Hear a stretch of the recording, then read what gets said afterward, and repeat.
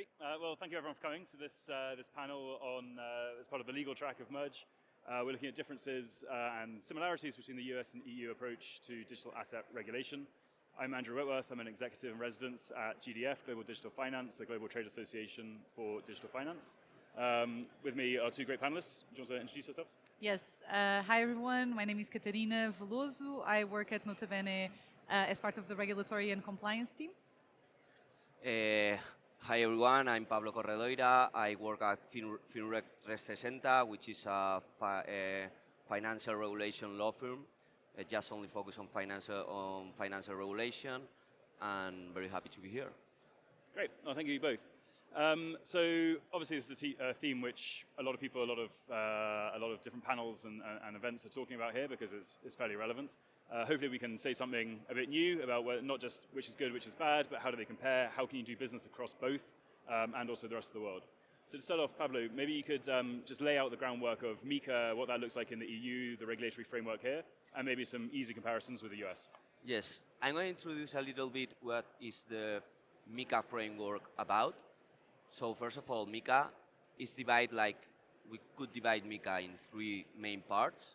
The first part, and this is a difference between MiCA and the Genius Act.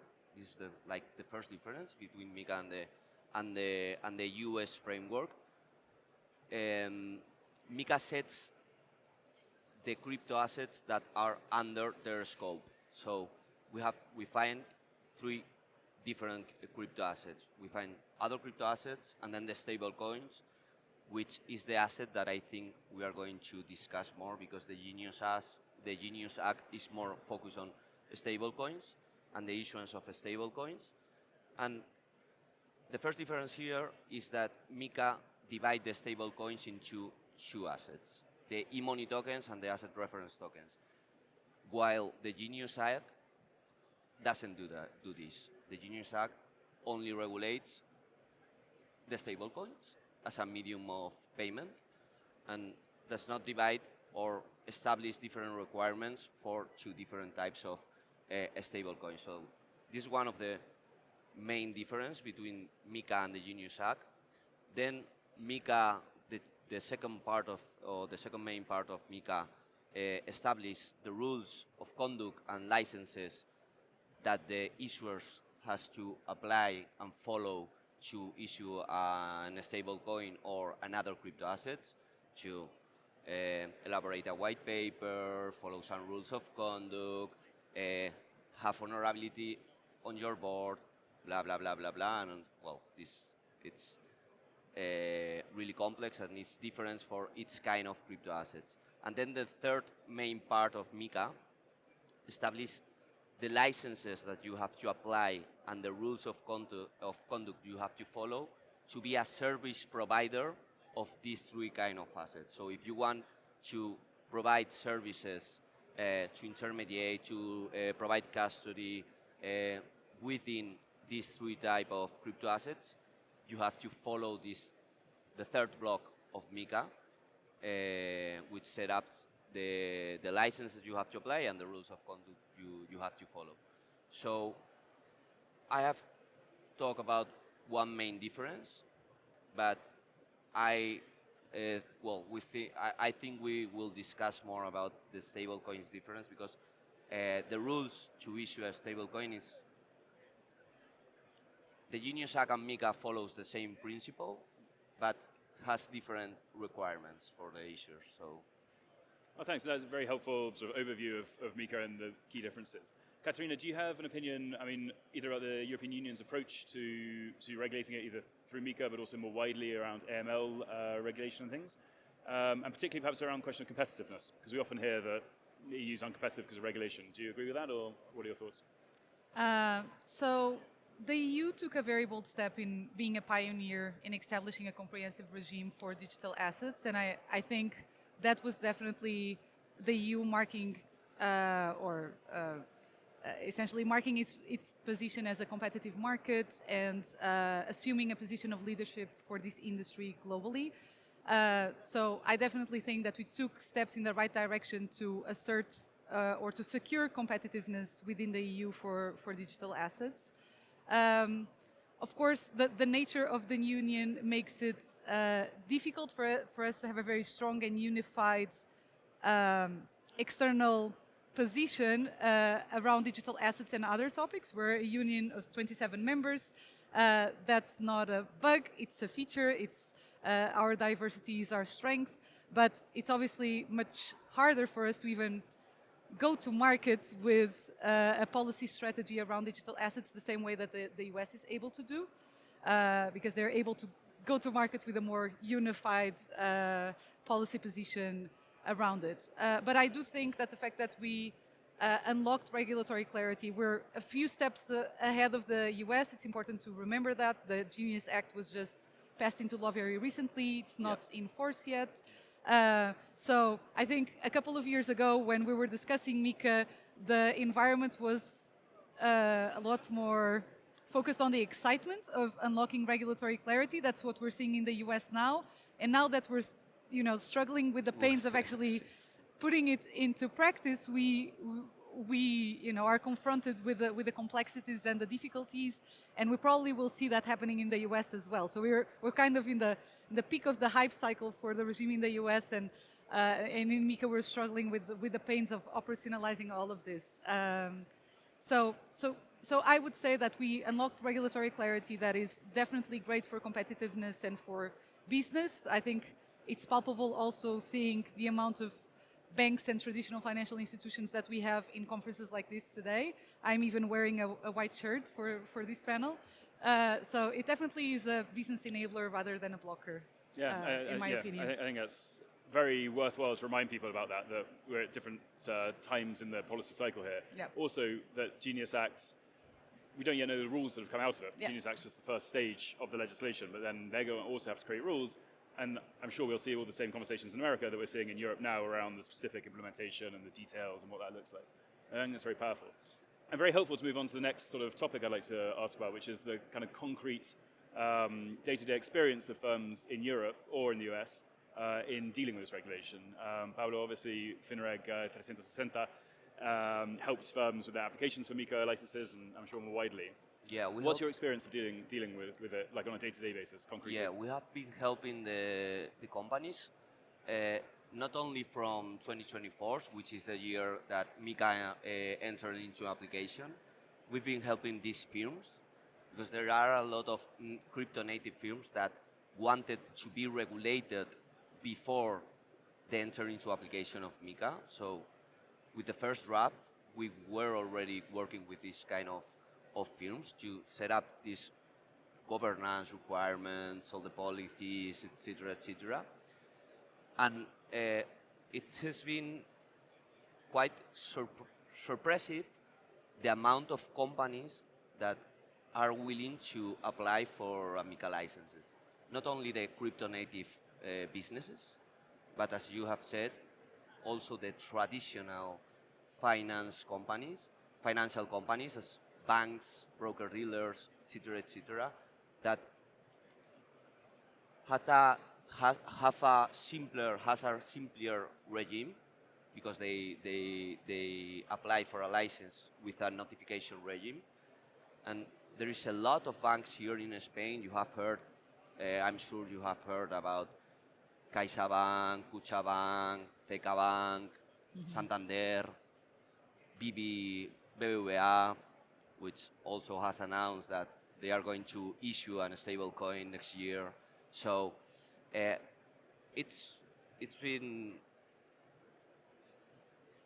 more difficult for crypto-native companies because they didn't have this knowledge or this regulatory knowledge. Because we always say MiCA is like the brother or the little brother of MiFID, which is the regulation or the directive that regulates the financial markets, so the financial instruments. And for financial institutions or traditional financial institutions, has been easier to adapt to this kind of rule because they already have the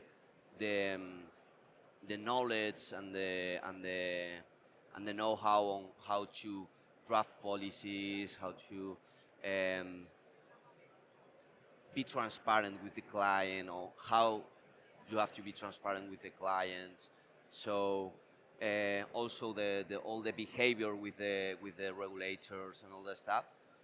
And for the native companies, we have a struggle like a lot, but finally they are like already in the regulated world, and they have their mindset also very clear that you have to comply, and this is good for the businesses.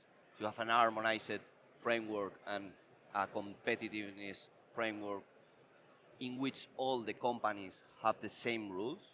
We have some difference, and we have had some problems with another members, state members, as Katarina has said, with Malta, Chipre, because that always happen. But they are already really in to the regulated framework, and they are willing very much to comply with the regulations. Yeah, and for everyone else, it's lucky that they have you at Finreg to help them with it, right? Somebody's got to plug you.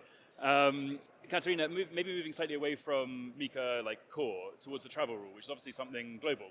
How have you seen Europe's implementation of that? Is that different to other regions' jurisdictions? Is it helping firms do business?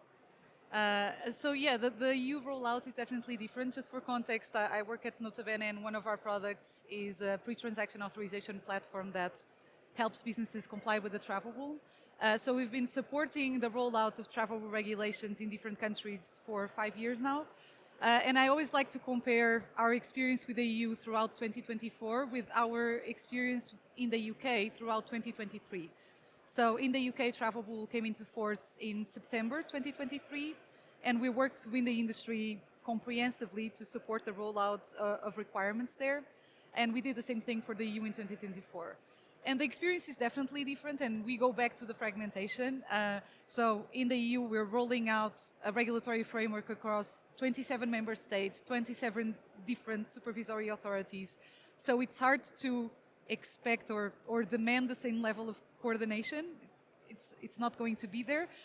So in the EU, we have this instrument of regulations which are directly applicable and are as soon as they enter into force, they become law in member countries, but they are more directly applicable in theory than in practice, because even if they become law needs to be operationalized in countries. So for instance, when MiCA and the TFR came into force in Portugal, we had no appointed supervisory authority for these regimes, which makes the regimes not very operational. So the experience was definitely different. And just to give you a relevant data point, we conduct an yearly state of travel survey to understand the level of adoption and readiness across the industry in different jurisdictions.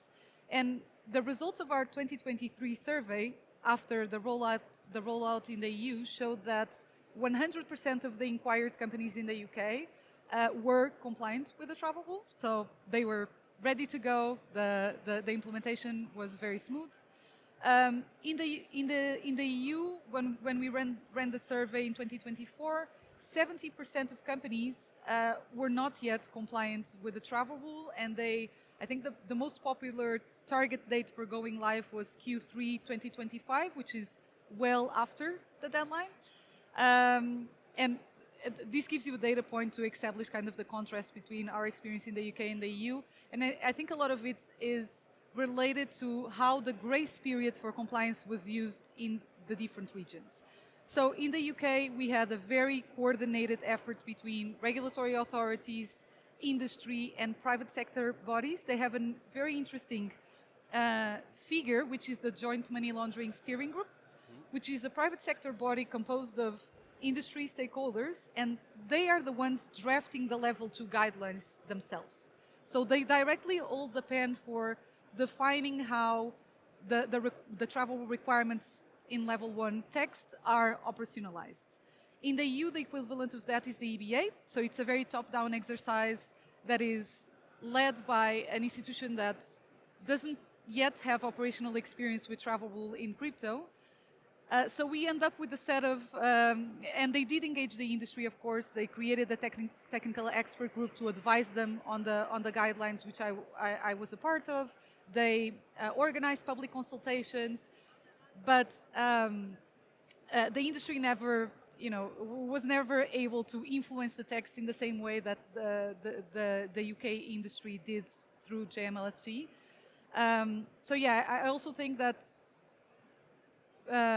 putting the industry in charge of defining how these things are operationalized is very important. Obviously, the JMLSG guidelines are then approved by Treasury, so it's not the industry defining, self-regulating essentially.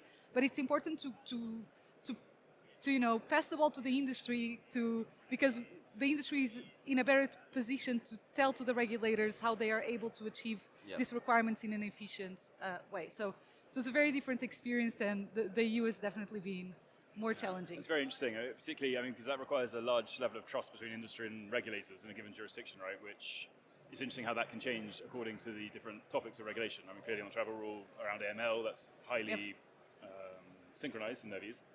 In other areas, even in the UK, much less so.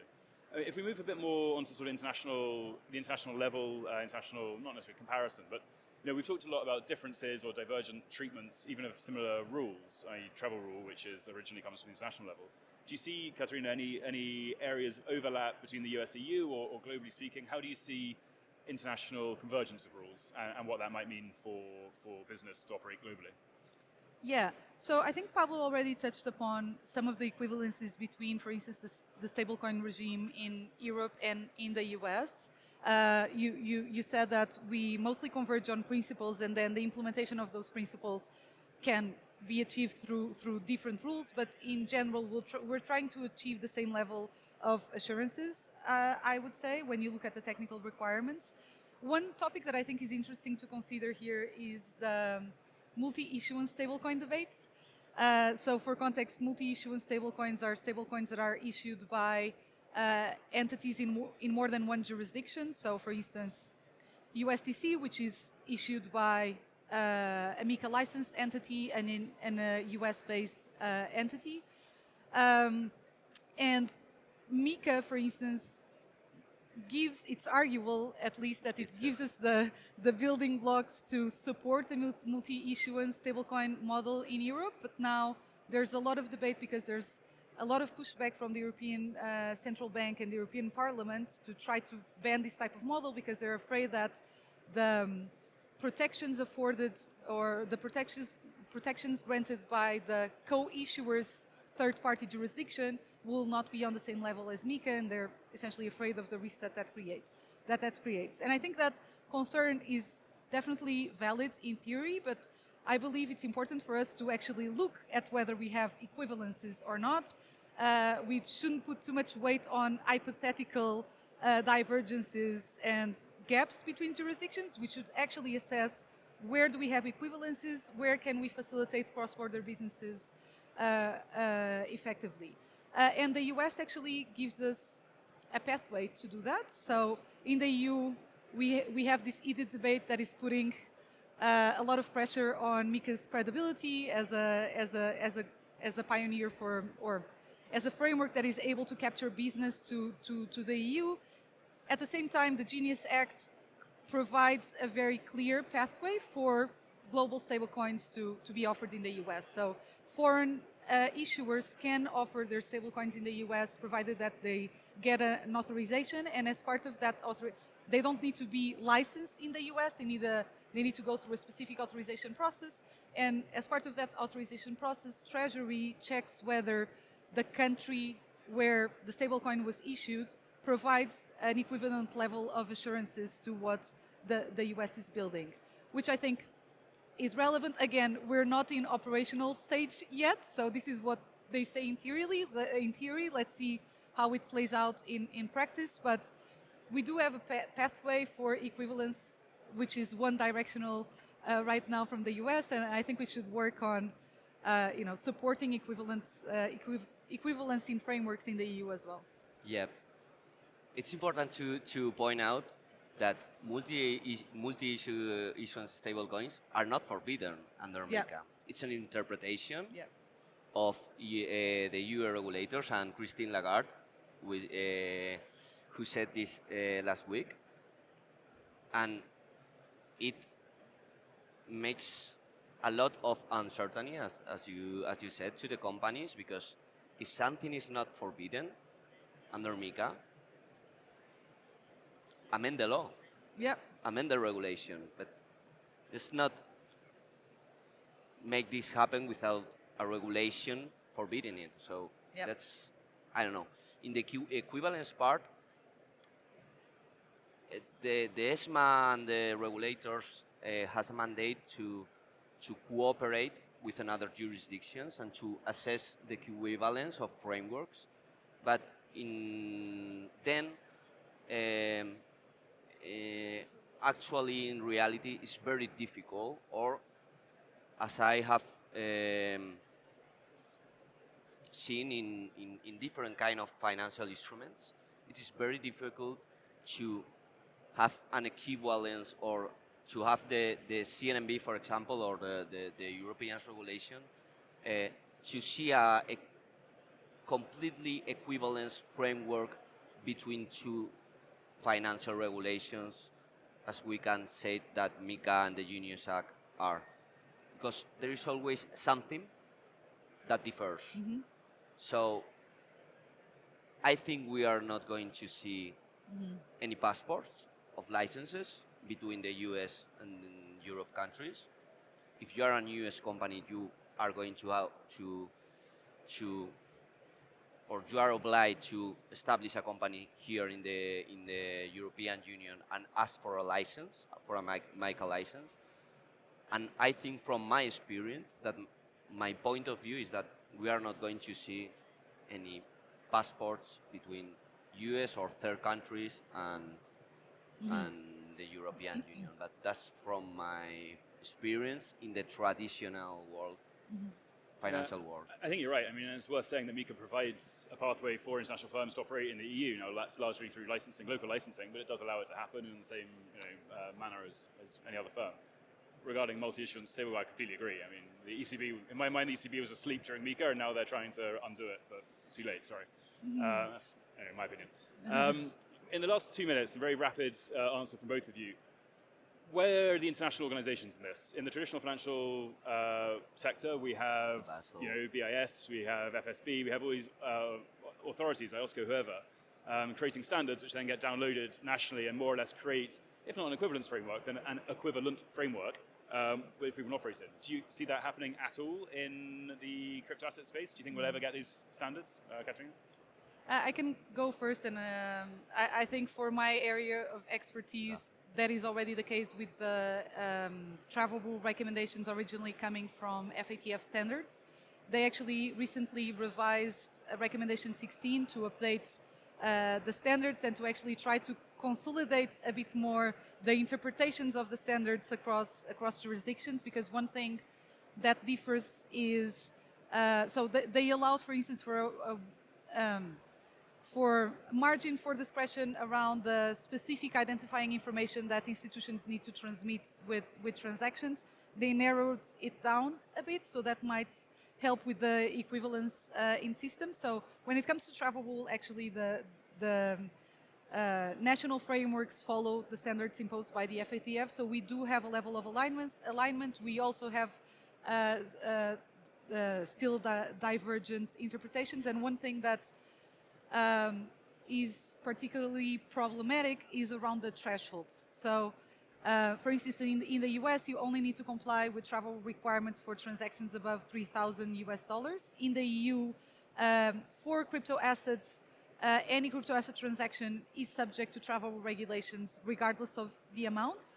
And in the EU, you also have an obligation as a recipient of a transaction to receive information with that transaction regardless of the amount, which means that if the transaction comes from a US counterparty, if it's below 3,000, there are very low probabilities that you'll get that information, and then you ultimately need to report your counterparty as non-compliant to the authorities and so on. So the divergence, even when the rules are informed by international standards, there's still divergence that makes the operationalization of rules complicated. Paolo, última palabra. Yes or no? Basel for crypto? Yes, we have the BIS, the BYS setting the rules for the exposure of the banks on crypto assets. So they are working together, and already Europe has adopted those rules on the exposure for the banks on crypto assets.